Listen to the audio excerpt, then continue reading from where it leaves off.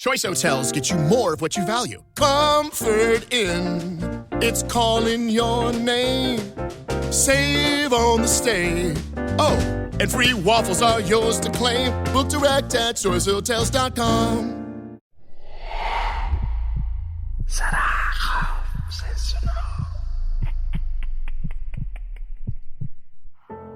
हम सब अपनी लाइफ में कई अनजान लोगों से मिलते हैं और ये मुलाकातें कभी कभी जिंदगी बदल देती हैं। किस्सा है अभिनव शर्मा का। उम्र 42 साल, गवर्नमेंट एम्प्लॉय। जितनी उम्र उससे थोड़ा ज्यादा जिंदगी का एक्सपीरियंस भी। लेकिन इन सब के बावजूद भी अभिनव एक ऐसे हादसे का शिकार हो गया जिसकी कल्पना करके भी इंसान कांप जाए।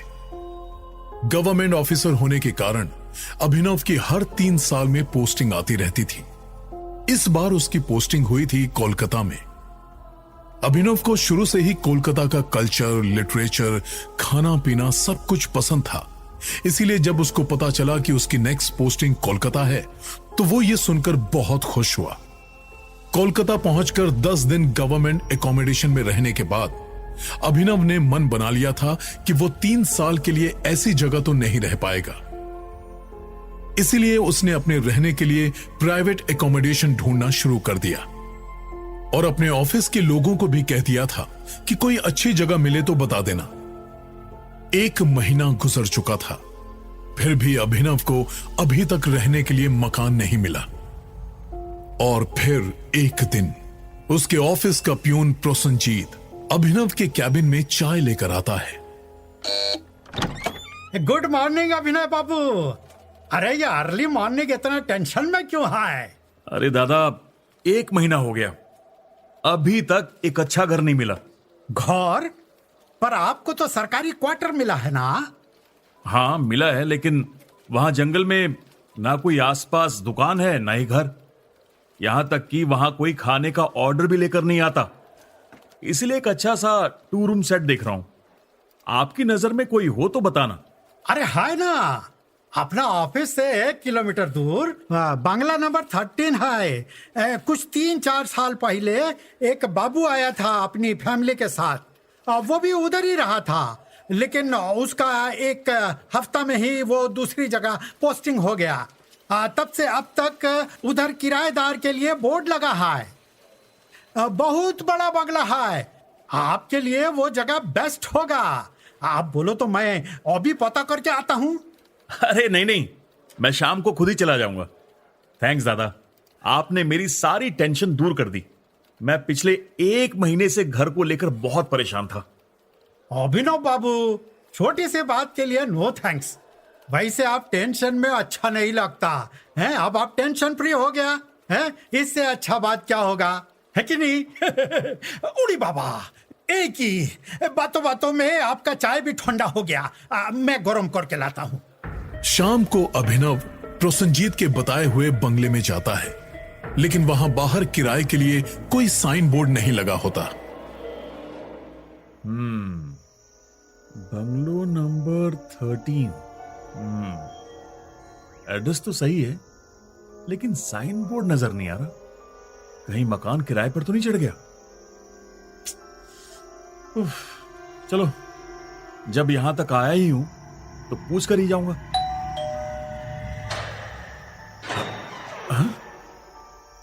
गेट अपने आप कैसे खुल गया? अजीब है, अंदर जाके पूछ लेता हूं। और तभी दूर से आवाज आती है। कौन है? नमस्कार, मैं अभिनव हूं। 2-4 दिन पहले यहाँ किराए के लिए बोर्ड लगा था ना, मैं उसी के लिए आया हूँ। हाँ, अंदर आ जाइए। जी देखिए, मुझे किराए पर मकान चाहिए था। किसी ने बताया था कि यहाँ 2 रूम सेट खाली है। क्या मैं यहाँ के लैंडलॉर्ड से मिल सकता हूँ? लैंडलॉर्ड? लैंडलॉर्ड से मिलना है आपको? वो एक्चुअली मैं फॉरेस्ट डिपार्टमेंट में हूँ। वही मेरे ऑफिस के पियोन ने बताया था कि यहाँ कोई एक आदमी रहता है और वो बंगलो का बाकी पोर्शन किराए पर दे देता है। उनसे ही बात करनी थी। रहता नहीं, रहती है। ओह, आई एम रियली सॉरी, मुझे लगा। देखिए, कमरा तो खाली है और जैसा कि आपको बताया गया था कि मैं सिर्फ एक ही पोर्शन किराए पर देती हूँ। अगर आपको जगह ठीक लगे तो आप कल से ही शिफ्ट हो सकते हैं। 2 महीने का किराया एडवांस में देना होगा, वो भी कैश। हाँ हाँ ठीक है। क्या मैं आपके घर को देख सकता हूँ? हाँ हाँ बिल्कुल, चलिए। वैसे आपकी हिंदी काफी शुद्ध है। बंगाली होके काफी अच्छी हिंदी बोल लेती हैं। हाँ? किसने कहा कि मैं बंगाली हूँ? नहीं, बस ऐसे ही। अच्छा, आप घर को दिखाइए। अभिनव को घर बहुत पसंद आता है। वो मिताली को जाते समय 1 महीने का किराया देता है और कल ऑफिस के बाद आने की बात कहता है। और अगली सुबह ऑफिस में अभिनव बाबू, चेहरा खिला खिला लग रहा है। लगता है मकान मिल गया है? अरे थैंक्स दादा। अगर आप मुझे इस बंगले के बारे में नहीं बताते तो मुझे पता ही नहीं चलता। लेकिन दादा, आप तो कह रहे थे कि वहां एक आदमी रहता है, मगर वहां तो एक लड़की रहती है। माफ करना अभिनव बाबू, हम बंगाली लोगों का ना ये जो है इका और की में थोड़ा प्रॉब्लम रहता है। अरे कोई बात नहीं।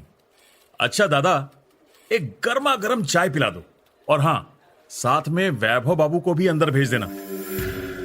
मैं आई कम इन सर? अरे आजा भाई। अच्छा सुन, एक गुड न्यूज है, मुझे घर मिल गया है। अरे वाह यार, मुझे तो 1 साल लग गया था यहां घर ढूंढने में। वैसे किस एरिया में लिया?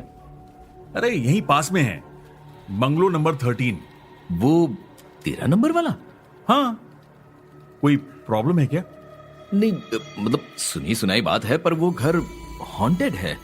वैसे 13 नंबर अपशगुन भी होता है।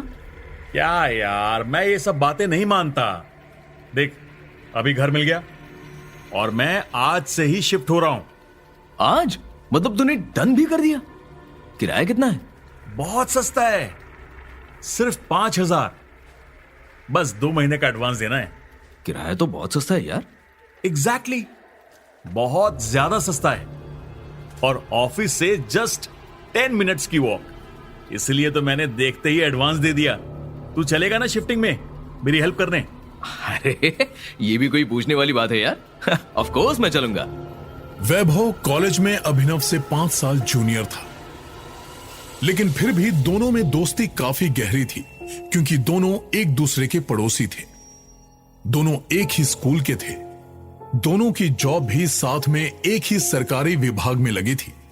बस फर्क इतना था कि वैभव की पोस्टिंग कोलकाता में 1 साल पहले हुई थी, इसीलिए वो शहर को अच्छे से जानता था। बंगलो नंबर 13 के बारे में भी वैभव ने कुछ खास सुना नहीं था, पर ऑफिस में कुछ लोग उसे हॉन्टेड हाउस के नाम से बुलाते थे। उधर अभिनव को इन सब बातों में बिल्कुल विश्वास नहीं था। अभिनव ने वैभव को शाम को अपने साथ चलने के लिए कहा था, लेकिन अचानक उसके पास मिताली का फोन आता है। हेलो अभिनव जी, आप शाम को आ रहे हैं ना? जी हाँ, मैं आज शाम को ही शिफ्ट करूंगा। अब आपको बुरा लगेगा, लेकिन मेरे घर के कुछ रूल्स हैं। मैं आपको कल बताना ही भूल गई। रूल्स? कैसे रूल्स? आप यहाँ मेरे बंगले में अपने फ्रेंड्स या किसी रिलेटिव्स को नहीं ला सकते। अगर ऐतराज है तो आप अपने लिए कहीं और घर देख सकते हैं। अरे नहीं नहीं, मुझे कोई ऐतराज नहीं है। अब जो रूल हैं वो रूल हैं, मैं इसको नहीं तोड़ूंगा। आप बेफिक्र हो जाइए, मैं अपने साथ किसी को नहीं लाऊंगा। अभिनव को घर इतना पसंद आया कि वो किसी भी कीमत में ये घर छोड़ना नहीं चाह रहा था। इसीलिए शाम को जब वैभव उसके साथ नए घर की शिफ्टिंग में हेल्प करने के लिए आता है, तो वो बहाना मारकर उसको मना कर देता है और फिर ऑफिस के बाद खुद ही सारा सामान शिफ्ट करता है।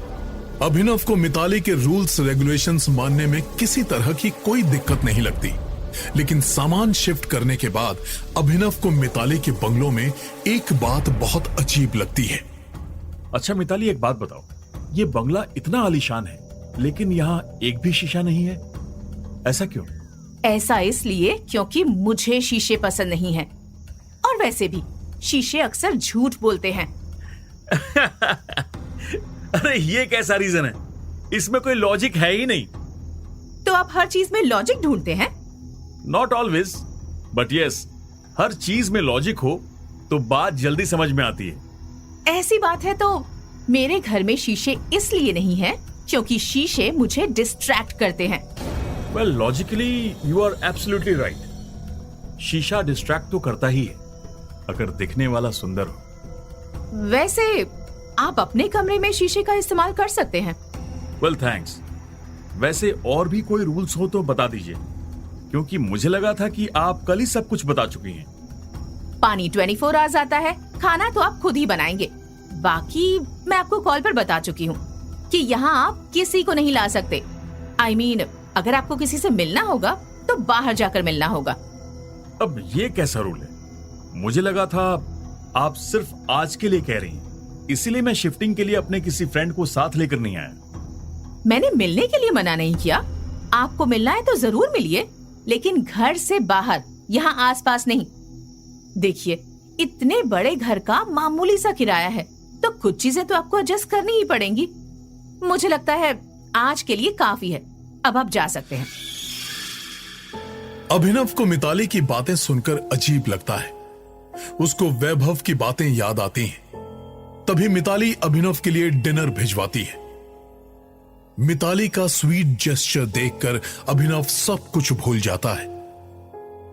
अभिनव के शिफ्ट होते ही कुछ 1-2 हफ्तों में ही दोनों में अच्छी दोस्ती भी हो गई थी, और ये दोस्ती कब प्यार में बदल गई ये खुद उन दोनों को भी नहीं पता चला।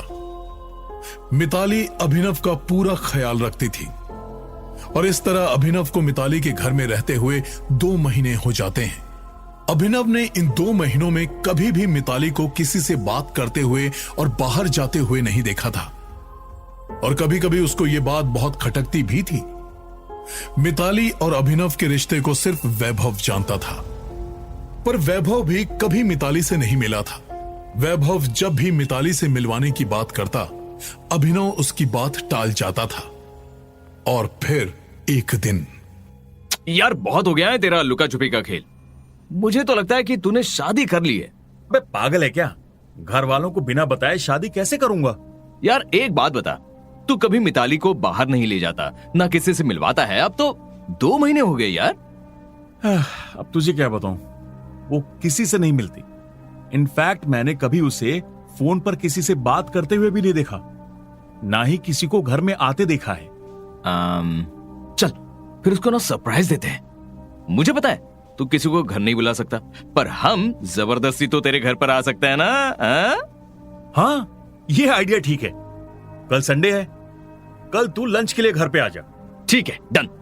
लेकिन मिताली को कोई प्रॉब्लम तो नहीं होगी ना?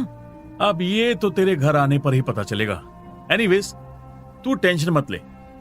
थोड़ा नाराज होगी, मैं मना लूंगा। चल फिर कल लंच के लिए मिलते हैं। अभिनव वैभव को इनवाइट करके काफी खुश था। अगले दिन सुबह से अभिनव किचन में लंच की तैयारी में लग जाता है। अभिनव को इतना खुश मिताली ने कभी नहीं देखा था। आज कुछ स्पेशल है क्या? बड़े खुश नजर आ रहे हो। तुम्हारे साथ तो हर दिन स्पेशल ही होता है। बड़ी खुशबू आ रही है। क्या बनाया? अरे अभी कहां बनाया, अभी तो सिर्फ मसाला बनाया है। खाना बनाना तो बाकी है। और हाँ, मसाले में फिश डालने के लिए मुझे अभी मार्केट जाकर फ्रेश फिश लानी होगी। अच्छा ठीक है, पर ये तो बताओ, ये इतना सब कुछ किसके लिए? हम दोनों के लिए। और किसके लिए? आज कुछ स्पेशल डे है क्या? अरे यार, तुम सवाल बहुत करती हो। लंच तक रुको, सब पता चल जाएगा। आज तुम आराम करो, आज तुम्हारा रेस्ट डे है। ओके, चलो मैं मार्केट से फिश लेकर आता हूं, कहीं शॉप बंद ना हो जाए। अभिनव जैसे ही मार्केट के लिए निकलता है, उसके पीछे से वैभव पहुंच जाता है। वैभव बेल बजाने ही वाला था कि गेट खुद ब खुद अपने आप खुल जाता है। वैभव जैसे ही अंदर जाता है, उसको मिताली हंसते हुए मिलती है। हाय, मुझे अभिनव से मिलना था। आप कौन? जी मैं वैभव। अभिनव और मैं एक ही ऑफिस में काम करते हैं। अच्छा, आप बैठिए, मैं आपके लिए पानी लेकर आती हूँ। नहीं, इट्स ओके, पानी नहीं चाहिए। आप मिताली है ना? हाँ, आप मुझे जानते हैं? बिल्कुल, ऑफिस में अभिनव अक्सर आपकी बातें करते रहता है। अच्छा, लेकिन घर में तो वो ऑफिस की कोई बात नहीं करता। आप मेरे बारे में सब जानते हैं, पर मैं आपके बारे में कुछ नहीं जानती। लेकिन इतना जरूर जानती हूँ कि आपको लंच पर इनवाइट करने वाला शेफ अभिनव अभी भी मार्केट में ही है। Thank God. मुझे लगा था कि आप मेरे आने पर कहीं नाराज ना हो जाओ। शायद आपको यहाँ किसी का आना पसंद नहीं। नहीं, ऐसी बात नहीं है, पर मेरे साथ पास में कुछ ऐसे हादसे हुए हैं कि मुझे लोगों पर भरोसा नहीं होता। इसलिए अनजान लोगों से मिलना मुझे पसंद नहीं। लेकिन सब एक जैसे नहीं होते मिताली जी। मैं अभिनव को बचपन से जानता हूँ। मैंने कभी उसको इतना खुश नहीं देखा है। मुझे आपसे मिलकर बहुत अच्छा लगा। तो तुम अभिनव से मिलने नहीं, अभिनव की चॉइस को जज करने आए थे। तो कितने नंबर देंगे आप मुझे? अरे, आप मुझे गलत समझ रही हैं। मैं कौन होता हूँ आपको जज करने वाला? ये तो अक्सर होता है, मेरे साथ पहले भी हो चुका है। तुम्हें पता है, मुझे अब तक 101 लोगों ने जज किया है। आप क्या बोल रही हैं? मुझे कुछ समझ नहीं आ रहा। पता है, यहाँ मैं अपने मम्मी पापा के साथ रहती थी। उनको मेरी शादी की बहुत चिंता लगी रहती थी। हर संडे कोई ना कोई मुझे देखने आता था। मेरे सामने तो वो लोग मेरी बहुत तारीफ करते थे, और फिर यहाँ से बाहर निकलते ही वो लोग मम्मी पापा को फोन करके मुझे रिजेक्ट कर देते थे। और ये सब काफी सालों तक चलता रहा। और फिर एक दिन मम्मी पापा की एक्सीडेंट में डेथ हो गई, और उनकी डेथ के बाद मैंने भी सुसाइड कर लिया। What? मुझे लगता है आपको अब तो समझ में आ ही गया होगा कि मुझे लोगों से मिलना पसंद क्यों नहीं है। अरे अरे, आपके चेहरे की रंगत कहाँ चली गई? आप डर क्यों रहे हो? आप ये सब मजाक में बोल रही हैं ना? मजाक? हाँ, लोग अक्सर कमजोर लोगों का मजाक बनाते हैं, जैसे मेरा बनाया था उन लोगों ने। आप किन लोगों की बात कर रही हैं? मुझे कुछ समझ नहीं आ रहा है। मैं अभी चलता हूँ। इतनी जल्दी? अभिनव तो आज सुबह से आपके लिए लंच बना रहा है। आप लंच खाए बिना कैसे जा सकते हैं? नहीं नहीं नहीं, फिर कभी। मुझे कुछ इम्पोर्टेंट काम याद आ गया है। मैं अभिनव से बाहर मिलूंगा। अच्छा, मेरी पूरी बात तो सुन लीजिए। मैंने कहा था ना, तुम यहाँ से नहीं जा सकते।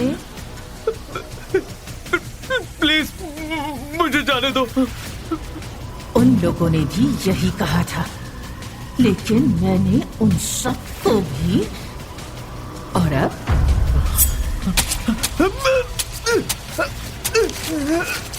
अब समझ में आया यहाँ सबका आना क्यों मना है?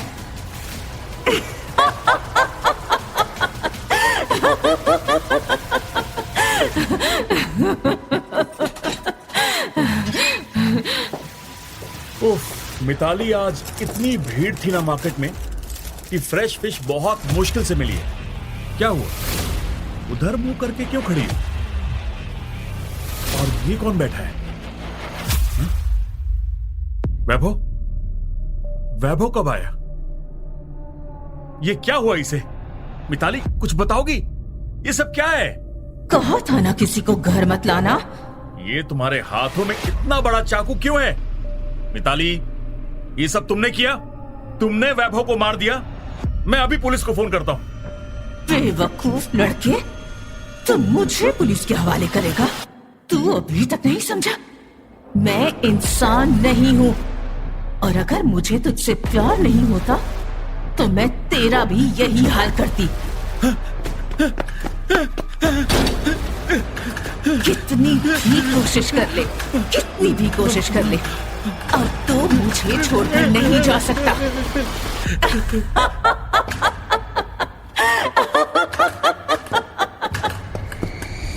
वैभव को मरा हुआ देख और मिताली का ये रूप देखकर अभिनव वहां से भागने की कोशिश करता है, लेकिन सारे दरवाजे अपने आप बंद हो जाते हैं।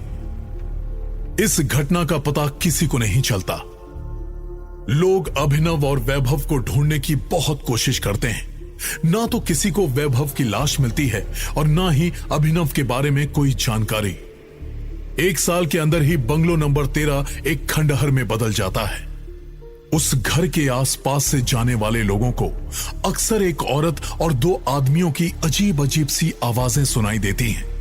इसीलिए अब उस घर में घुसने की कोई हिम्मत नहीं करता। जरा खौफ से सुनो।